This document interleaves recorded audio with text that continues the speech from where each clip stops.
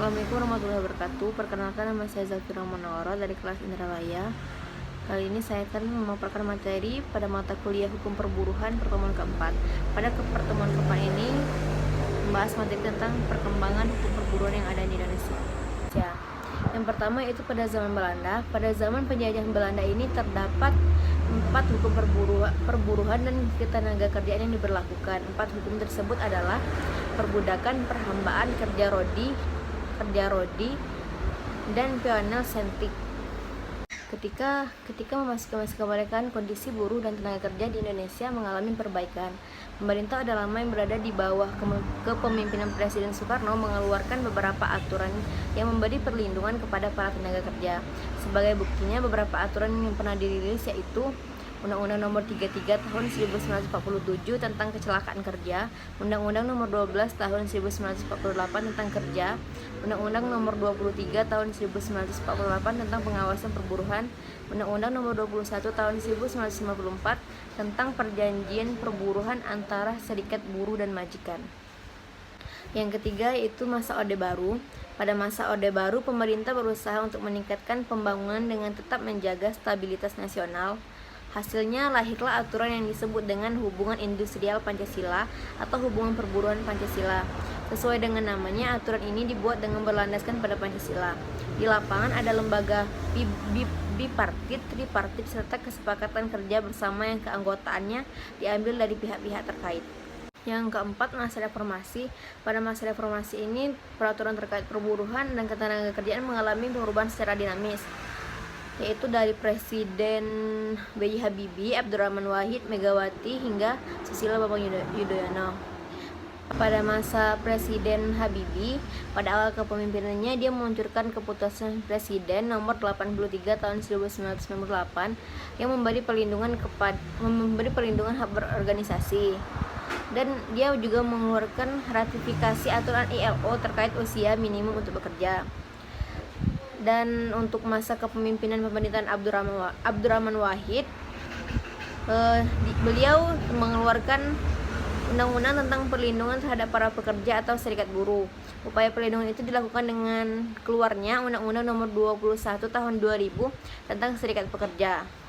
Selain sebagai upaya perlindungan, undang-undang tersebut juga dipakai sebagai sarana untuk memperbaiki iklim demokrasi saat itu.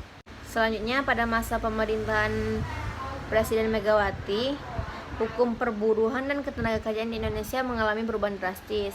Alasannya yaitu peluncuran Undang-Undang Nomor 13 Tahun 2003 tentang Ketenagakerjaan. Keberadaan undang-undang ini menjadi pengganti dari 15 aturan ketenagakerjaan yang sebelumnya telah ada. Selain itu, di sini saya akan memaparkan tentang terbentuknya Undang-Undang Ketenagakerjaan. Terbentuknya Undang-Undang Ketenagakerjaan ini disebabkan ada asumsi bahwa buruh adalah posisi yang dianggap sebagai alat produksi seperti halnya mesin, lokal, dan modal atau lain-lainnya. Mereka dilihat sebagai ternak yang bisa diambil susu, kulit, dan dagingnya dengan mudah dan buruh dianggap produsen bukan konsumen. Sehingga perusahaan atau pengusaha sewenang-wenang terhadap buruh tersebut. Artinya, buruh pada saat itu dianggap rendah. Maka disinilah muncul Undang-Undang Ketenagakerjaan, yang mana undang-undang ini memperjuangkan hak-hak buruh atau pekerja, yang selama ini dikesampingkan, yang merupakan kelompok lemah. Hukum perburuhan memang berawal dari kesadaran akan ketidakseimbangan sosial ekonomis antara buruh dan majikan. Namun harus diakui bahwa logika yang dianut hukum perburuhan merupakan penyimpangan dari logika hukum mainstream atau arus utama.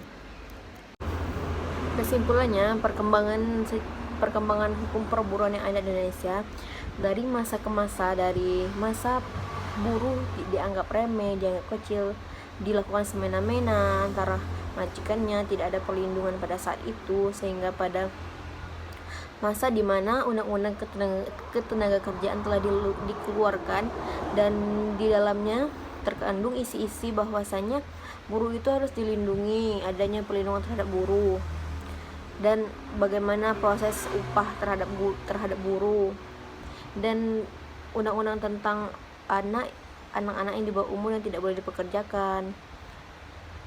Nah, dilihat dari proses perkembangan hukum buruh tersebut bahwasanya dari tahun ke tahun, dari masa ke masa, berarti hukum perburuhan mengalami kemajuan dalam proses pelaksanaan dari perburuhan yang ada di Indonesia. Hingga saat ini buruh pun sudah mengalami namanya kemakmuran dan kesejahteraan.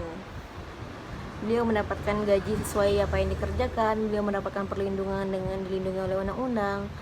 Mereka bekerja seperti mereka yang lainnya, mereka disamaratakan, mereka tidak dikucilkan, dan hingga sampai sekarang mereka mendapatkan kehidupan yang layak ketika mereka bekerja dengan sesuai jam, sesuai waktu yang telah diberikan. Dan sudah sangat jarang sekali juga ditemukan majikan ataupun pengusaha pimpinan yang semena-mena terhadap buruhnya. Sebab jika mereka semena-mena, maka akan ada pidana yang diberikan kepada si pemimpin pengusaha atau si majikannya ini, sehingga pada masa sekarang ini buruh itu sangat dilindungi dan semuanya dilindungi oleh hukum. Demikianlah hasil pemaparan dari saya ucapkan terima kasih. Wassalamualaikum warahmatullahi wabarakatuh.